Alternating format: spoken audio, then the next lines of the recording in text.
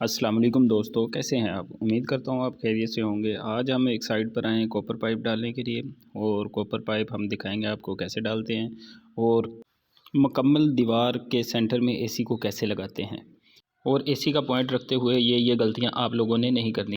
یہ right side پر ہم نے ڈرین کا پائپ اتار دیا ہے، نیچے سے ہم نے اے سی کا سائز رکھا ہے، پوائنٹ رکھا ہے 8 فٹ، اور یہ لیفٹ سائڈ پر اوپر سے نیچے کی طرف ہم نے یہ کوپر پائپ کی جھری لگا دینی ہے۔ یہ سینٹر آ گیا، سینٹر سے لیفٹ سائڈ پر اب جھری لگا لی ہم نے۔ جھری لگانے کے بعد اس کو اچھی طرح سے نکالتے ہیں۔ یہ دیکھیں اکثر لوگ تھوڑے چنے کے ساتھ نکالتے ہیں، ہم ہلٹی کے ساتھ نکالیں گے۔ ہلٹی کے ساتھ ایک تو جلدی کام ہو جاتا ہے اور انسان تھکتا بھی نہیں، ٹھیک ہے، اور دیوار بھی محفوظ رہتی ہے۔ اور دیکھیں یہ کتنی آسانی سے یہ نکل جائیں گی، یہ سب کے سب جھری آرام سے اور بآسانی نکل جائیں گی۔ آپ نے جب بھی اے سی کا کام کروانا ہے کسی پروفیشنل سے کام کروانا ہے، بجلی والے سے نہیں کروانا ہے۔ زندگی میں گھر بنتے ہیں ایک دفعہ، ہر بندے کی خواہش ہوتی ہے کہ میرا گھر اچھے سے اچھا بنے، ٹھیک ہے، اس لیے وہ پروفیشنل بندہ جو کام کرے گا وہ زیادہ بہتر ہوگا۔ اکثر لوگ پیسوں کی بچت کرنے کے لیے بجلی والوں سے پائپ ڈلوا لیتے ہیں، اور بعد میں جب اے سی کو لگواتے ہیں تو اے سی والا آ کر وہ توڑ پھوڑ کرتا ہے، تو پھر ان کے دل کو کچھ ہوتا ہے، ٹھیک ہے۔ اس لیے آپ لوگوں نے اچھی طرح سے پہلے ہی پروفیشنل بندے کو ہائر کرنا ہے، ٹھیک ہے۔ یہ چیک کریں، یہ آرام سے بالکل آسانی سے یہ جھری نکل گئی ہے۔ اب باری آتی ہے کوپر پائپ کی۔ کوپر پائپ ہمیشہ اچھے کوپر پائپ کا انتخاب کریں۔ ہم 22 گیج مولر کا پائپ ڈالنے لگے ہیں، ٹھیک ہے، اور ساتھ میں اچھی وائر۔ یہ لائف ٹائم جو کنسیلڈ ہو جاتے ہیں، جھری کے اندر ہی پائپ رہتے ہیں، وائریں بھی رہتی ہیں، یہ نکل نہیں سکتی دوبارہ، اس لیے اچھے پائپ اور اچھی وائر کا انتخاب کریں۔ ہم یہ پاکستان کیبل سب سے اوپر ہائی کوالٹی کے کیبل ہے وہ ڈالنے لگے ہیں، 736 4 mm کیبل 2 وائرز ڈالنے لگے ہیں، اور 2 ہم ڈالنے لگے ہیں 329 کی، اور ایک ارتھ کی، ارتھنگ کی وائر لازمی ڈالیں۔ یہ کوپر پائپ ہے ہمارا 22 گیج میں، یہ ایک رول 50 فٹ کا ہوتا ہے، اور اچھی انسولیشن ڈالیں اس کے ساتھ۔ اکثر لوگ وہ ود مٹیریل اے سی والے کو دے دیتے ہیں، اے سی والا پھر وہ 23 گیج 24 گیج جتنی مرضی گیج ڈالتا ہے۔ اس سے زیادہ بہتر یہ ہے کہ آپ خود کوپر پائپ ان کو لا کر دیں، اچھی کوالٹی کا لا کر دیں۔ یہ کوائل کو اوپر کی طرف سے نیچے کی طرف کھولنا ہے، رول ہے، رول کو ایک طرف سے کسی کو پکڑا دیں اور آرام سے کھولتے جائیں۔ زیادہ اٹھائیں گے تو یہ پنچ ہونے کا بھی خطرہ ہوتا ہے۔ جو 23 گیج کا ہوتا ہے وہ جلدی پنچ ہو جاتا ہے، یہ 22 گیج کا اس کو کوئی مسئلہ نہیں ہے، یہ پنچ نہیں ہوگا۔ کوپر پائپ کا یہ خاصیت ہے 22 گیج کی، یہ کوپر پائپ پنچ نہیں ہوتا۔ یہ لیجیے ایک پائپ کی لینتھ کھل گئی، اور یہ دوسری کوپر پائپ کی لینتھ کوائل کو کھولنے لگے ہیں۔ آپ ہمیشہ 1.5 ٹن کا پائپ سائز ڈالوائیں، یعنی 1/4 اور 1/2 یہ پائپ سائز ڈلوائیں۔ اس کے اوپر 1 ٹن کا بھی اے سی لگ سکتا ہے، 1.5 ٹن کا بھی لگ جاتا ہے، اور 2 ٹن کا بھی اے سی لگ سکتا ہے۔ یعنی کل کو آپ اگر اے سی کے پوائنٹ کو چینج کرتے ہیں، آپ چاہتے ہیں کہ ہم 2 ٹن کا لگوانا چاہتے ہیں، اس کے اوپر بآسانی وہ بھی لگ جائے گا۔ تھوڑا سا پائپ جوائنٹ ہوگا، وہ ساتھ میں اچھی انسولیشن کا انتخاب کریں۔ اگر انسولیشن آپ باریک اور ناقص ڈالیں گے تو کل کو یہ اس کے اوپر جب گیسیں اس کے اندر چلتی ہیں تو نمی بھی آ جاتی ہے انسولیشن کے اوپر، پھر وہ سیلنگ کے اندر ڈراپس گرتے ہیں تو وہ سیلنگ کو بھی خراب کرتے ہیں، اس لیے اچھی انسولیشن ڈالیں۔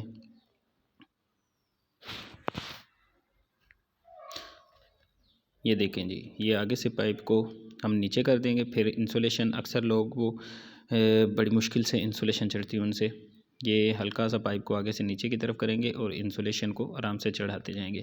اگر انسولیشن ایسے نہیں چڑھتی تو آگے کی طرف سے اگلی سائڈ سے ایک بندہ اس کو اٹھا لے۔ یہ چیک کریں جی، یہ آگے کی طرف سے ہلکا سا اس کو اٹھائیں گے انسولیشن کو، بالکل آسانی سے یہ انسولیشن آرام سے چڑھتی جائے گی۔ یہ دونوں پائپوں کی علیحدہ علیحدہ چڑھائیں۔ اکثر لوگ ایک انسولیشن دونوں پائپوں کے اوپر چڑھا دیتے ہیں، اس کی وجہ سے وہ نمی آ جاتی ہے اور کولنگ بھی افیکٹ کرتی ہے اس کے اوپر۔ اگر اے سی کا پائپ آپ ود مٹیریل بھی دیتے ہیں تو ان سے پہلے ڈسکس کر لیں، ان سے پہلے طے کر لیں کہ یہ انسولیشن علیحدہ علیحدہ چڑھتی ہیں۔ جب آپ ود مٹیریل دیتے ہیں تو وہ خرچے کو بچانے کے لیے دونوں پائپوں کے اوپر ایک ہی انسولیشن کو کر دیتے ہیں کہ خرچہ کم آئے، بچت زیادہ ہو جائے۔ اس سے پائپوں کے اندر جب گیسیں چلتی ہیں تو کولنگ بھی افیکٹ ہوتی ہے، ٹھنڈے پائپ اور گرم پائپ مکس ہو جاتے ہیں، ٹھیک ہے۔ یہ پہلے ہم نے 1/4 کی انسولیشن چڑھائی، اب 1/2 کی انسولیشن چڑھانے جیسے ہم نے وہ وادی کے پائپ کے اوپر انسولیشن کی، ایسے ہی ہم یہ کوارٹر کے پائپ کے اوپر بھی انسولیشن کو علیحدہ سے چڑھا دیں گے. دونوں پائپوں کے انسولیشن کو علیحدہ علیحدہ چڑھائیں گے. اس سے کولنگ بہت زیادہ بڑھ جاتی ہے. یہ اچھی طرح سے کوپر پائپ ذرا سا، کوارٹر کا پائپ تھوڑا سا نازک ہوتا ہے، اس کے اوپر انسولیشن کو آرام سے پیار سے، یہ آگے سے پنچ بھی ہو جاتا ہے. یہ پیچھے سے ایک آگے سے اس کو انسولیشن کو ہلکا سا، یہ دیکھیں جیسے بھی یہ میں نے نیچے کی طرف کرو کیا ہے، نیچے کی طرف ڈاؤن کیا ہے، اس کو پائپ کو آگے سے ہلکا سا ڈاؤن کر دیں، آرام سے انسولیشن یہ چڑھ جائے گی. اکثر لوگوں سے وہ انسولیشن چڑھانے کا بھی ان کے پاس طریقہ نہیں ہوتا کہ کیسے انسولیشن چڑھائیں. اور یہ دو انسولیشنیں علیحدہ علیحدہ ہر اے سی کے ہر پائپ کی علیحدہ، اس سے ایک تو کولنگ بھی بہت زیادہ بڑھ جاتی ہے، اور دوسرا اب باری آتی ہے وائر کی.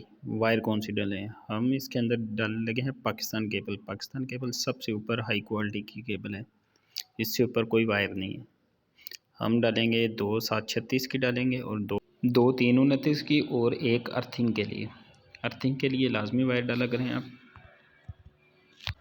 یہ سب وائریں ہم ڈالیں گے جو کوپر پائپ ہم نے ابھی کھولا تھا اس کے ساتھ ٹیپ کے اندر ہی ان کو اچھی طرح سے ٹیپ کر دیں گے. یہ 4 mm کی ہے، یہ 4 mm ریڈ کلر کی فل گیج میں، ایک انڈر گیج میں بھی آتی ہے. اور یہ ارتھنگ والی ہم 1 mm ڈالنے لگے ہیں جو انڈور سے آؤٹ ڈور کو وائر ہے. ٹھیک ہے، یہ بلیک کلر کی، یہ بھی 329 کی وائر ہے. اور یہ ایک ریڈ کلر کی ہے، یہ بھی 329 کی وائر ہے. اور یہ 736 ہے 4 mm فل گیج میں. یہ کلر وائز کے حساب سے ڈالنے لگے ہیں، کل کو کوئی بھی کنیکشن کرے تو پھر مسئلہ نہ آئے. یہ دیکھیں، یہ 5 وائریں ڈالنے کا مقصد یہ ہے کچھ اے سیوں کے برانڈ ایسے ہیں، گری وغیرہ یا اور کچھ کمپنیاں جن کے آؤٹر کے اندر مین سپلائی دی ہوتی ہے، انڈور کے اندر سپلائی نہیں دی ہوتی. اس لیے ہم نے یہ 2/736 اور 2/329 اور ایک ارتھنگ کی وائر ڈال دی ہے. اگر کوئی گری وغیرہ یا کسی بھی انورٹر اے سی کو لگا لیں تو کسی کی آؤٹر کے اندر سپلائی ہو تو ہمیں مشکل نہیں ہوگی. یہ دیکھیں جی، یہ ہم جب پائپ کو ٹیپ کریں گے تو یہ 2 سے 2.5 فٹ وائر کو اندر کی طرف ایکسٹرا چھوڑ دیں گے جو کٹ کے اندر لگنی ہوتی ہے. ہم تھوڑی سی وائر کو ایکسٹرا لازمی زیادہ چھوڑتے ہیں کیونکہ یہ وائر کے اندر جوائنٹ نہ لگانا پڑے. پھر جوائنٹ لگا دیں تو پھر جوائنٹ کا مسئلہ ہو جاتا ہے. اکثر کبھی کبھار وہ جوائنٹ جل جاتا ہے یا سپارک کر جاتا ہے، اس لیے ہم وائر کو تھوڑا سا ایکسٹرا چھوڑ رہے ہیں. یعنی جتنا پائپ لگے گا، پائپ سے 2 سے 2.5 فٹ وائر ایک اے سی کو ایکسٹرا لگے گی. اور ساتھ میں ہم نے یہ 2/736 اور 2/329 اور ایک ارتھنگ کی وائر ڈالی ہے کلر کے حساب سے. کچھ لوگ ایسے بھی ہوتے ہیں، آپ نے یہ غلطی ہم نہیں کرنی کہ گولا تار 110-76 گولا وائر ڈال دیتے ہیں. وہ کچھ عرصہ کے بعد چلنے کے بعد اتنی ناقص ہوتی ہے، اس کے اندر ملاوٹ ہوتی ہے. ملاوٹ کی وجہ سے وہ وائر کچھ عرصے کے بعد خراب ہو جاتی ہے، پھر وہ چلتی نہیں، یعنی وہ گل جاتی ہے. لوہے کی سلور کی ملاوٹ ہوتی ہے اس کے اندر، تو وہ اچھی وائر نہیں ہے. آپ نے ہرگز وہ نہیں ڈلوانی کبھی بھی کسی کے بھی پیچھے لگ کے. آپ 736 پاکستان کیبل استعمال کریں، نیو ایج استعمال کریں، جی ایم وغیرہ کوئی بھی کیبل استعمال کر لیں، لیکن گولا تار 110-76 وائر نہیں ڈالنی. اس کو اچھی طرح سے ٹیپ کر دیں گے. ٹیپ بھی کچھ لوگ کر دیتے ہیں یلو ٹیپ، پیلی کلر کی پیکنگ ٹیپ بھی بولتے ہیں اس کو، وہ کر دیتے ہیں. آپ نے وہ بھی نہیں ڈالنی.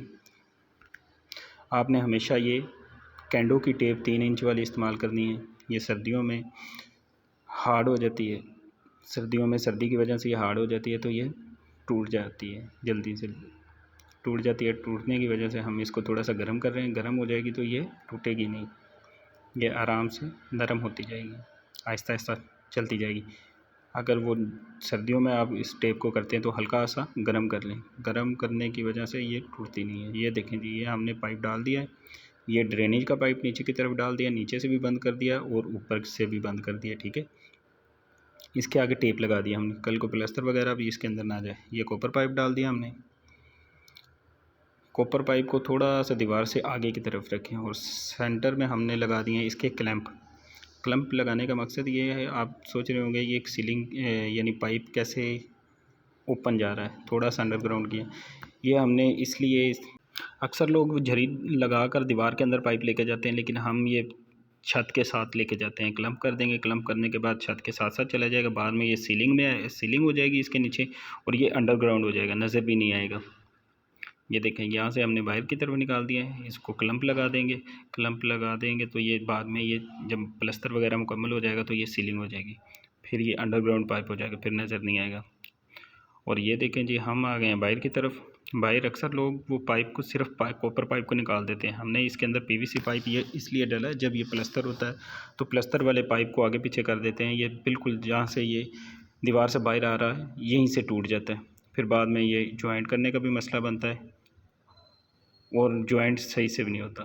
یہ دیکھیں جی یہ دیوار سے تھوڑا سا ہم نے آگے کی طرف رکھا ہے، پلستر آسانی سے ہو جائے۔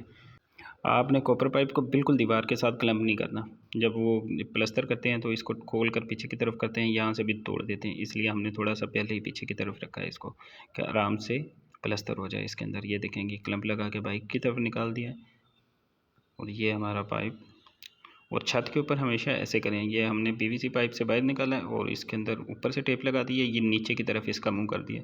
کچھ لوگ جو اے سی والے ہوتے ہیں اوپر کی طرف منہ چھوڑ دیتے ہیں، ٹھیک ہے، اس کی وجہ سے اس کے اندر کوپر پائپ کے اندر بارش ہوتی ہے، بارش کی وجہ سے پانی چلا جاتا ہے۔ اکثر لوگ اے سی جب لگاتے ہیں تو یہ چیک نہیں کرتے اور ایسے ہی اے سی لگا دیتے ہیں، جس کی وجہ سے اے سی چوک ہو جاتے ہیں۔